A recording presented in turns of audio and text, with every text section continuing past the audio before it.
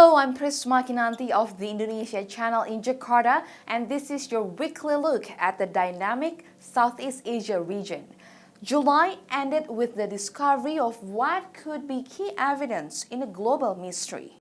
Malaysia's Prime Minister announced on August 6 that investigators confirmed the aircraft debris found on Reunion Island belongs to a missing Malaysia Airlines jet. The debris is part of what's called a flaperon from the back edge of a 777 jet wing. The burden and uncertainty faced by the families during this time has been unspeakable. It is my hope that this confirmation, however tragic and painful, will at least bring certainty to the families and loved ones of the 239 people on board MH370. They have our deepest sympathy and prayers. The jet fell off radar on its way from Kuala Lumpur to Beijing in March last year. Satellite data showed the plane turned sharply south. Experts say ocean currents likely carried debris to the western Indian Ocean. The global outrage over the killing of a protected lion in Zimbabwe extended to the ASEAN region. But preserving endangered animal is another problem here. ASEAN Today's Raja Simatupang reports on efforts in Cambodia to trap illegal trappers. Lightly armed with knives and homemade air rifles, local men from Non Tot Forest in Cambodia are on the trails of an elusive foe.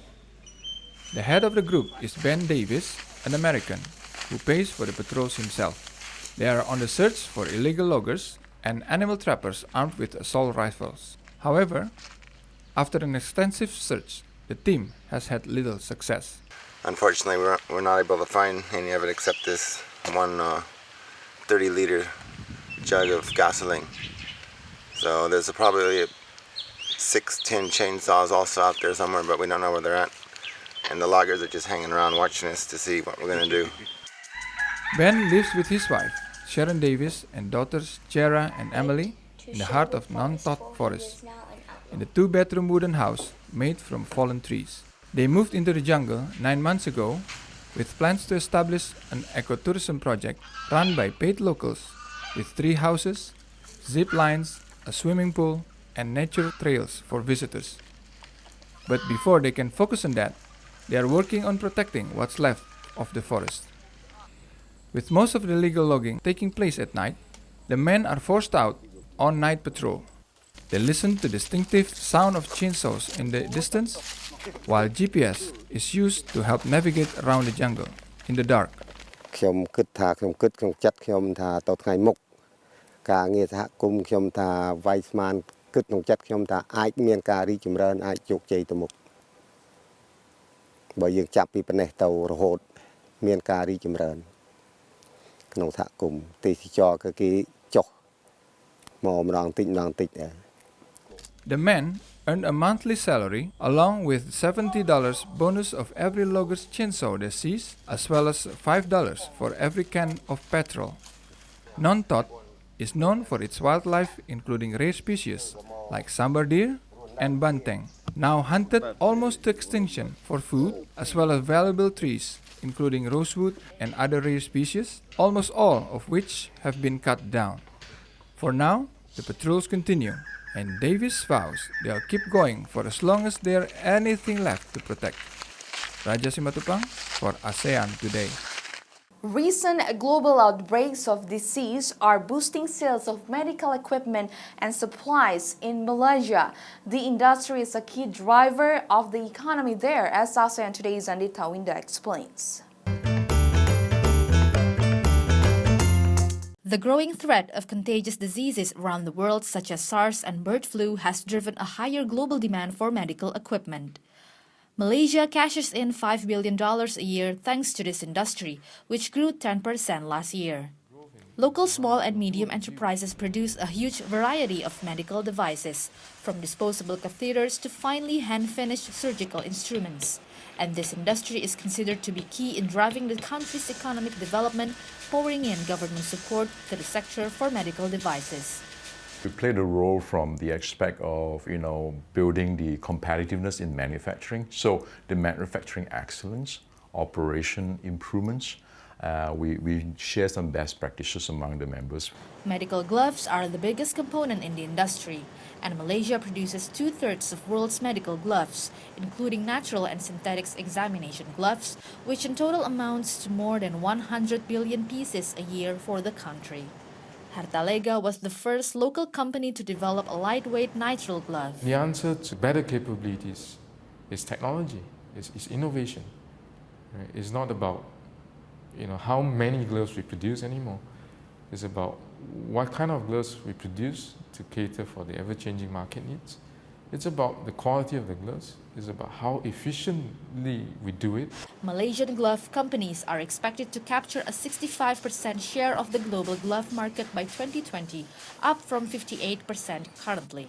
In 2014, Malaysia recorded a 6.4% growth in natural rubber glove exports and 0.3% growth in synthetic rubber glove exports by volume compared to the previous year. Because of the fast-growing Asian economy and because of all the many healthcare reforms, we think the awareness of hygiene and healthcare awareness will increase, will improve.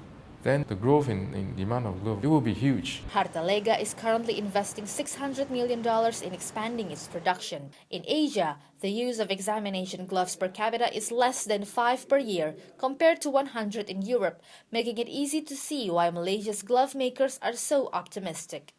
Andita Winda for ASEAN Today. More ASEAN Today is coming up shortly. We hear from an award-winning director on contemporary cinema, Indonesia's Nia Dinata, next.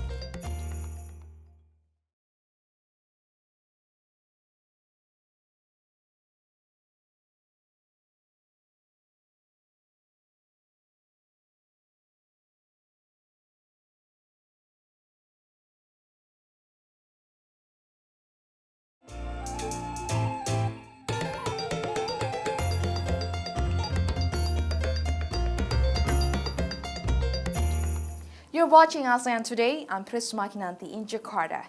The movie industry in Southeast is close to making a splash on global screens, but perennial problems such as piracy continues to hurt producer. Indonesia's Nia Dinata is the hot seat. She's an award-winning director and producer.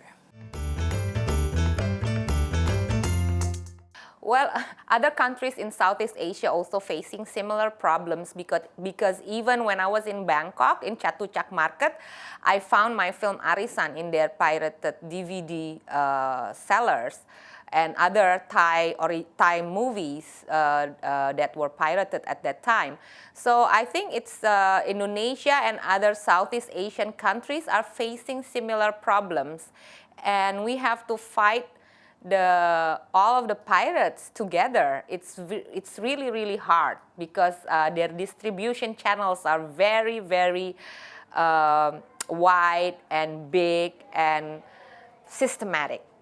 It affects us a lot. I mean, for the cinema goers only, our box office usually can go up to 5 million audience per film. That is a box office, and last year and this year, I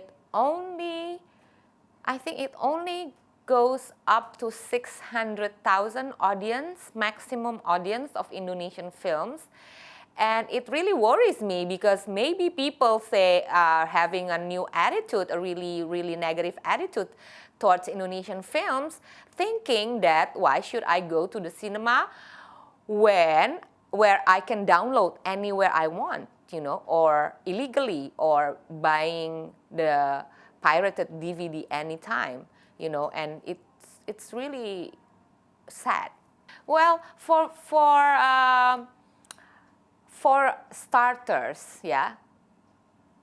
Do you remember when was the last time Indonesia made any public service announcement that fights against piracy? I never remember. I don't think we ever made that. We only got PSAs of anti-piracy from the U.S. And then put it in the beginning of our original DVDs by the distributor. So I think we should start by making public service announcement. We should work with the media. The media also should support us, making public service announcement, free to air, and then making it cool to buy original stuff. So people will appreciate it more, and the younger generation will appreciate more. I mean, in the past, what I know is like the government is making really, really insignificant efforts by just sending their police force, really weak police force, to the market and then attacking the sellers in the market. You know, we all know that what they're doing is based on the economic situation. They didn't have any choice. They want to do business, but they didn't have any choice. So they're selling illegal DVDs. The main culprit should be the one who produced that DVDs and make it available for small sellers to sell it. So why attack these small sellers on the street, where you should be able to grab the big bosses of pirates, which are hidden somewhere in the city or outside of Jakarta, maybe in their safe palace. Attack them, catch them. I think our law enforcement is already strong, the written law, but it's just a matter of practice, because I think the law enforcer, never thought that this is really important to the creative industry. They thought this is one of those areas where they can play around and stick together with the pirates and never get caught. Dinata is known for her groundbreaking films such as Arisan, one of the first films in Indonesia to explore gay relationships. More ASEAN Today is coming up shortly. Memories of war in the Philippines and Vietnam. That's ahead.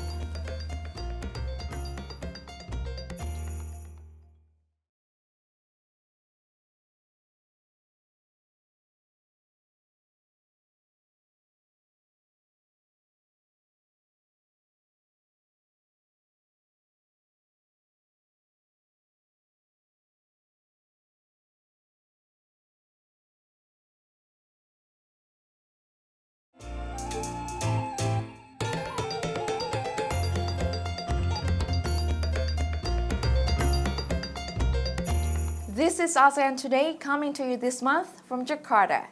The fight for justice for so-called comfort women in World War II extends from North to Southeast Asia.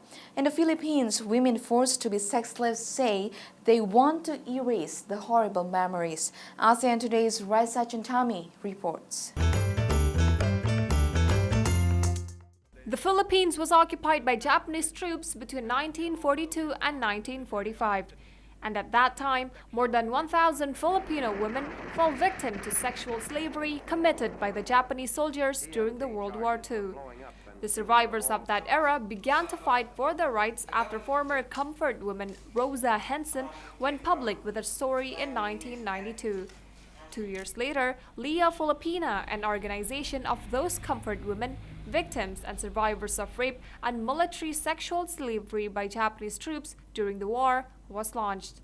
Ever since, Leah Filipina has advocated justice and freedom for victims of violence in war and armed conflict situations. Yung dalawa na hawak ako sa kamay, yung isa sa paa, habang ginagahasa naman ako nung isa. Pagkatapos ng isa, yun mo isa ang gagahasa sa akin habang pinanonood nila ako. Nung makatapos na yung tatlo, umalis na sila, iniwanan na lang ako doon. Ngayon,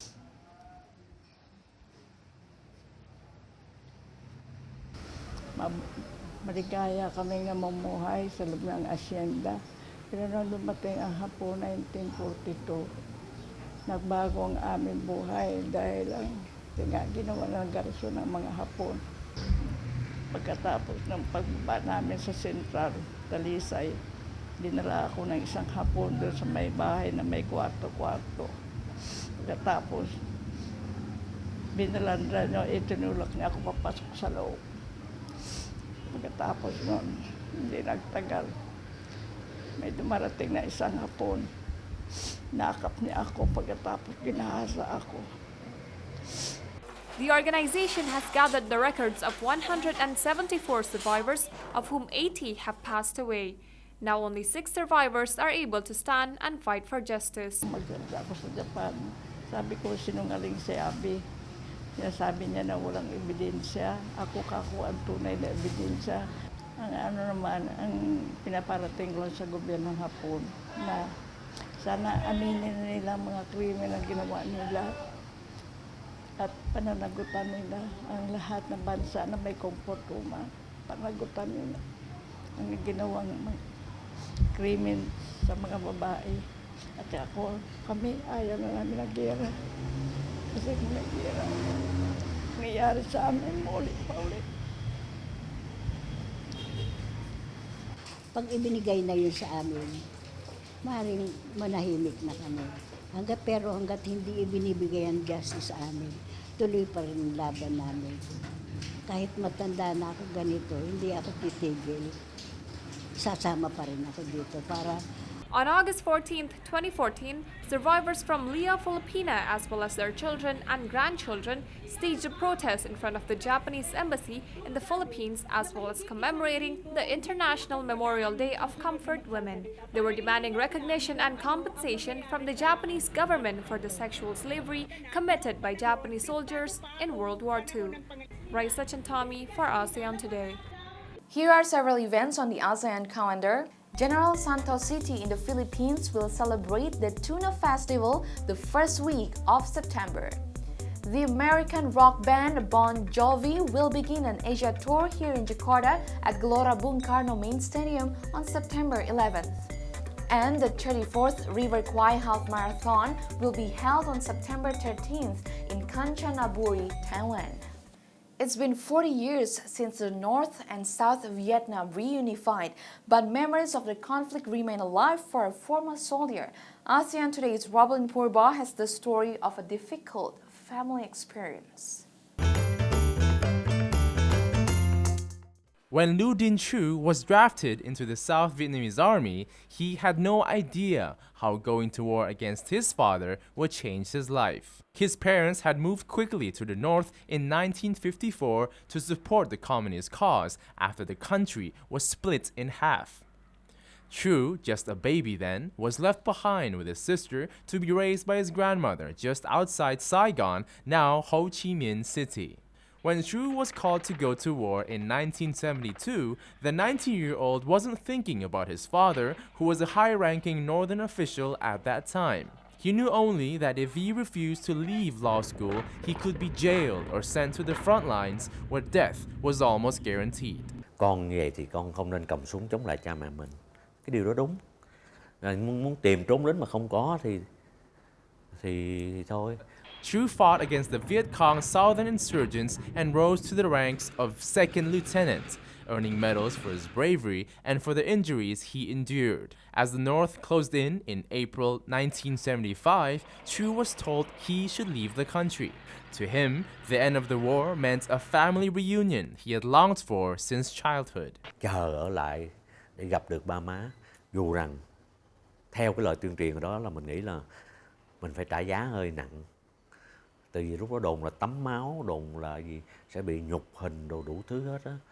Mình nó sẵn sàng chấp nhận miễn là gặp được ba má một lần cũng được nữa. The bloodbath that Chu feared did not happen, and he reunited with his parents 2 weeks later. So has Vietnam's North and South in some ways, since the day Saigon fell to the Communist North ended the war that is known here as the American War. And last April, the country celebrated the 40th anniversary of the reunification. But a deep divide still exists, and history continues to be told from the winner's perspective. War statues and monuments pepper the country, honoring the fallen North Vietnamese and insurgency fighters who died in the war. But nothing exists for the South. Robert Purba for ASEAN Today. We like hearing from you throughout the ASEAN region and the world. Let us know what you're thinking or what you want to see on the program. Email us at aseantodaytv@gmail.com, post something on our Facebook page or tweet us at ASEANTodayTV.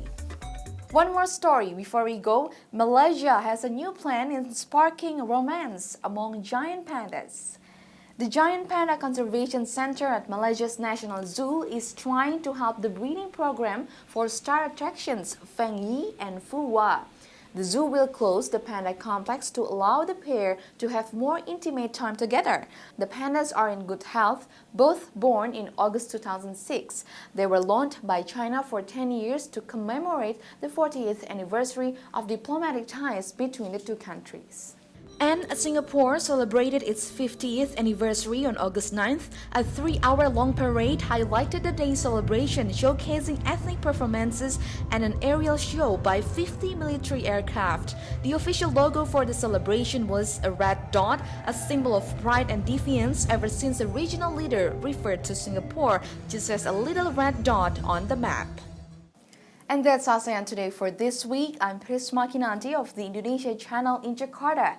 Terima kasih. Please join us again next time.